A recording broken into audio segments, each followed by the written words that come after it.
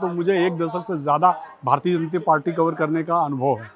बहुत ही संतुलित टीम है क्योंकि राष्ट्रीय महासचिव जिन 8 लोगों को बनाया गया है वो बहुत रूटेड कार्यकर्ता हैं।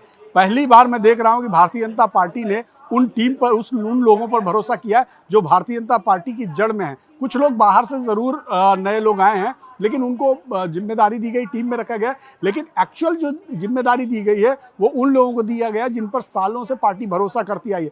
8 महासचिव बने हैं। 8 महासचिव में अगर आप देखें तो विनोद तावड़े बहुत पुराने कार्यकर्ता हैं, युवा मोर्चा से जुड़े रहे हैं, महाराष्ट्र में मंत्री रहे हैं, कई राज्यों के प्रभारी रह चुके हैं, पिछली टीम में भी वो राष्ट्रीय महासचिव रहे। सुनील बंसल को आप देखें तो पूरा जीवन उन्होंने संघ में बिता दिया, पूरा जीवन अखिल भारतीय विद्यार्थी परिषद से यात्रा उन्होंने शुरू की है और उसके बाद आप देखें तो महाराष्ट्र में उन्होंने सह प्रभारी के रूप में काम किया, उत्तर प्रदेश में संगठन मंत्री के रूप में काम किया। इसके बाद आप देखिए केंद्रीय टीम में जब वो शामिल हुए महासचिव के रूप में तो 3 महत्वपूर्ण राज्यों की जिम्मेदारी उनको दी गई, उड़ीसा, तेलंगाना और पश्चिम बंगाल, जिनमें 2 राज्यों का चुनाव उनके सामने हो और दोनों राज्यों में उनकी सरकार भारतीय जनता पार्टी की आ चुकी है। तीसरा राज्य तेलंगाना जो है अगला चुनाव वहाँ का है तो वहाँ के अभी तक वो प्रभारी हैं।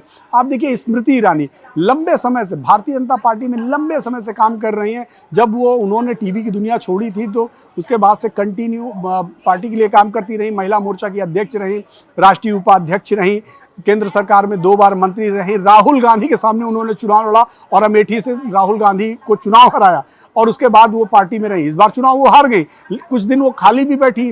लोगों ने बड़ी तरह की बातें की कि स्मृति ईरानी का एरा खत्म हो गया, राजनीति उनकी खत्म हो गई है।